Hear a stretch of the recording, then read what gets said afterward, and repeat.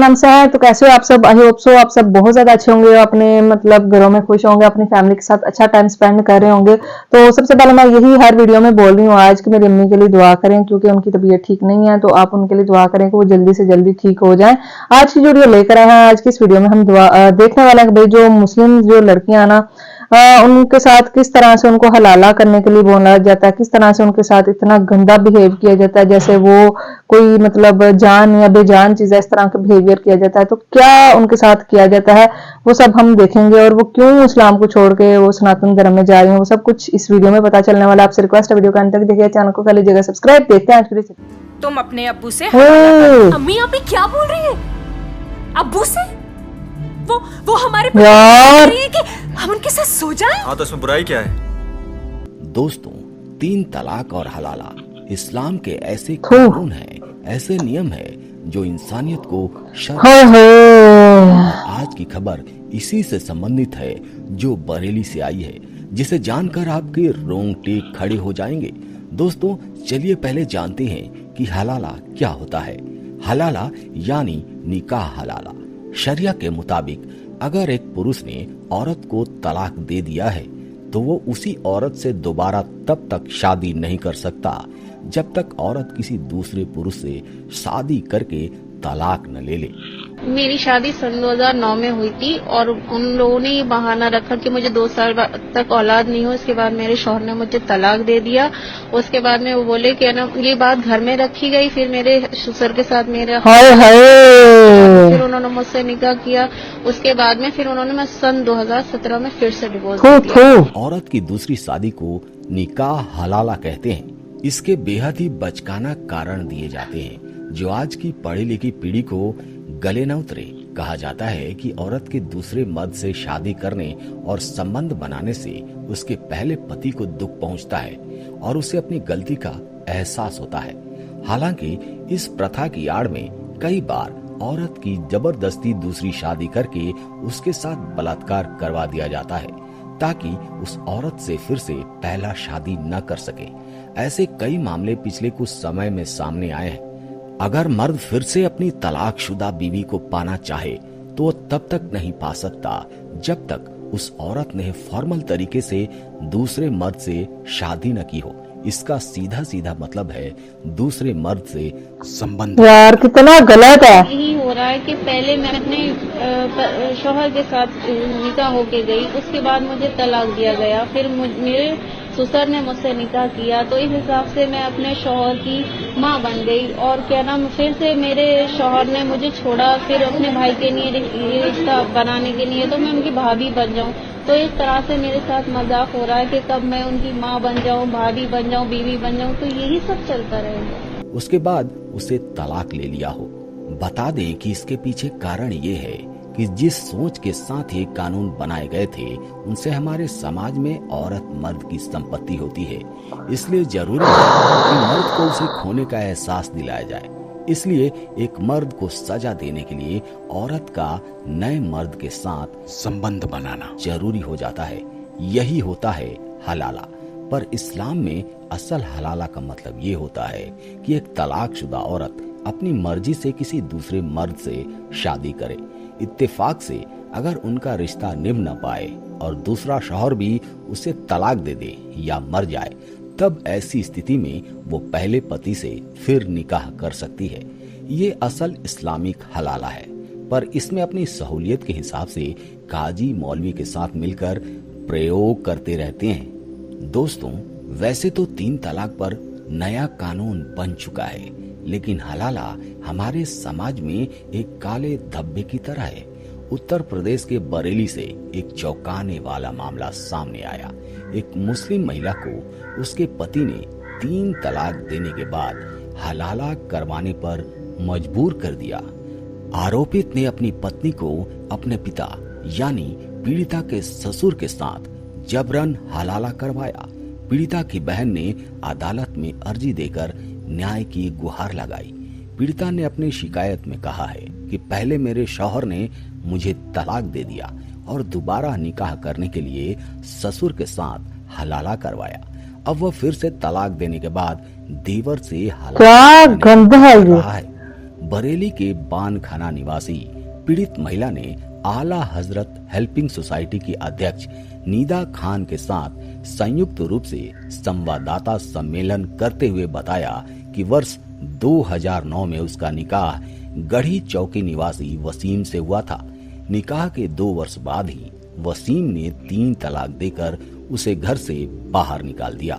काफी मिन्नतों के बाद वह फिर से पीड़िता को अपने घर में रखने को तैयार हुआ, लेकिन उसने एक शर्मनाक शर्त रख दी। पीड़िता की बहन ने वसीम और उसके परिवार द्वारा किए गए अत्याचारों के बारे में बताते हुए कहा, जब मेरी बहन ने हलाला की प्रक्रिया से गुजरने से इनकार कर दिया तो उसके ससुराल वालों ने उसे जबरन इंजेक्शन लगाकर उसके ससुर के साथ हाय हाय पूरी करवाई। अगले 10 दिनों तक बुजुर्ग व्यक्ति ने मेरी बहन के साथ लगातार बलात्कार किया और फिर से उसे 3 तलाक दे दिया ताकि वो अपने पति से दोबारा शादी कर सके।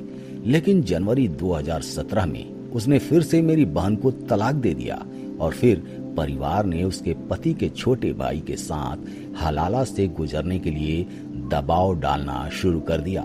इतना ही नहीं, आरोपित ने पीड़िता को 15 लाख लेकर मामला खत्म करने की पेशकश भी की, लेकिन पीड़िता ने कहा कि वो इंसाफ चाहती है और उसने रुपए लेने से इनकार कर दिया। तो करती हूँ मैं ऐसे पैसों पे। कड़ी से कड़ी सजा दिलाना चाहती है। अपनी बहन के घर रह रही पीड़िता ने कहा कि रोज रोज कोर्ट कचहरी के चक्कर लगाना उसके बस की बात नहीं है। पीड़िता ने बताया कि पहली बार हलाला के बाद उसे अपनाने के बावजूद उसका पति उसके साथ काफी मारपीट और गाली गलौज करता था। पीड़िता ने सरकार से 3 तलाक, बहुविवाह और हलाला पर कड़े कानून बनाने की मांग की। उसने कहा कि सख्त कानून बनाने से महिलाओं पर अत्याचार कम होगा। पीड़िता ने कहा कि वह नहीं चाहती कि अन्य महिलाएं उसी दर्द से गुजरें जो उसे मिला है। दोस्तों, कमेंट करके जरूर बताइएगा कि ऐसे लोगों के साथ क्या करना चाहिए जो औरतों को खिलौने की तरह इस्तेमाल करते हैं। जब मन भर जाता है तो उसे 3 तलाक दे देते हैं और फिर मन करता है तो उसका हलाला करा के फिर से शादी कर लेते हैं। आप कमेंट करके अपने विचार जरूर बताइएगा। चलिए दोस्तों, मिलते जी। तो गाइस, ये थी आज की वीडियो। तो यार, देखा ही आपने, मेरे तो कसम से रोंगटे खड़े हो गए हैं और मुझे इतना को गुस्सा चढ़ा है ना कि मैं आपको बता नहीं सकती कि कितना मुझे अंदर से ना मतलब ऐसा लग रहा बहुत, मतलब जिसने जो ये ऐसी गंदी हरकतें लोग करते हैं ना उनका तो मैं कुछ छोड़ू ही ना। और यार, ऐसे जो लोग हैं ना माशरे में, उनको खत्म कर देना चाहिए। उनको तो इस जिंदगी में रहने का हक नहीं है और ऐसे गंदी सोच, घटिया सोच वाले लोगों को तो जेल में डालना चाहिए। उन सबको ना जेल में एक जगह पे, या फिर उनका एक ऐसा कंट्री बना दो जैसे जहां पे ये ऐसे ही मर्द जो जाहिल सोच रखते हैं ना, जो फीमेल्स को समझते हैं उनकी अपनी कोई फीलिंग्स नहीं है, उनका कुछ भी नहीं है, वो जो 4 शादियां चाहे 4 शादियां कर लेंगे, जब चाहे लड़की को रख लेंगे, जब चाहे तलाक दे, जब चाहे उसका हलाला अपने, मतलब इतने जो होते हैं ना बाप भाई, जो ससुर, वो सबके रिश्ते इतने, मतलब वो बोलते हैं ना, वो क्या बोलते हैं, प्योर रिश्ते होते हैं। और उनके साथ ऐसी जो सोच भी नहीं इंसान सकता, वैसे वैसे मतलब वाकयात सुनने में मिलते हैं। और उस बेचारी लेडी को कितना ज्यादा बुरा लगा होगा और उसके साथ इस तरह से, पता नहीं अभी तो कुछ की हमें स्टोरियां सामने आती हैं, लेकिन कुछ ऐसी लेडीज होती हैं जिन पे इतना डर, इतना दबाव डाला होता है कि वो बेचारियां अपनी दास्तान सुना भी नहीं सकती और फिर उनको घरों में बांध के रखते हैं लोग और बाहर से कुंडी लगा के चले जाते हैं। फिर उनको होता है ना मोबाइल, कुछ भी नहीं देते ताकि कोई ना हम उन पे क्या जुल्म कर रहे हैं किसी को बाहर जो है ना वो पता चल ही ना रहे। मैं खुद अपनी आंखों से ऐसे वाकयात हमारे यहाँ पे होते हुए देखे हैं, जो लोग इस तरह से हरकतें करते हैं कि भाई यार लड़कियों को जो मर्जी, जो दिल चाहा उनके साथ किया, जब चाहा छोड़ दिया, जब चाहा रख लिया, जितना चाहे मारपीट लिया। मतलब एक लड़की है, वो कोई खिलौना नहीं है जब चाहा मन किया खेल लिया, जब चाहा उसको फेंक दिया। इस तरह से नहीं होता। इज्जत होती है जो लेडीज की। ऐसे ही अगर फर्ज करे कि मर्द के साथ इस तरह से किया जाए, उसको जगह जगह पे जलील किया जाए, तो उसको पता चले कि फीलिंग्स जो होती हैं वो किस तरह से हर्ट होती हैं। एक लड़की है, वो उसका जिस्म है, उसका मतलब फीलिंग्स होती हैं, क्यों उसके साथ इस तरह से गंदी घटिया हरकतें की जा रही हैं। सही नाजिया इलाही खान बोलते हैं कि ये हवसी दरिंदे हैं, इनकी जो हवस है ना वो कभी भी पूरी नहीं हो सकती, और इनकी हवस खत्म करने के लिए इनको खत्म ही कर दो, ताकि ये ऐसे जो गंदे लोग हैं ना माशरे से खत्म हो जाएं, और जो हमारी बहनें हैं, मुसलमान बहनें हैं, वो इनके शिकंजों से आजाद हो जाए। सच्ची में पता नहीं, मतलब मैंने खुद देखा है ऐसी, मतलब जो लड़कियां होती है ना उनकी मतलब सोच भी वो ऐसी ही बना देते हैं कि उनको लगता है कि नहीं नहीं नहीं, मेरा शोहर जो है वही मेरे लिए सब कुछ है।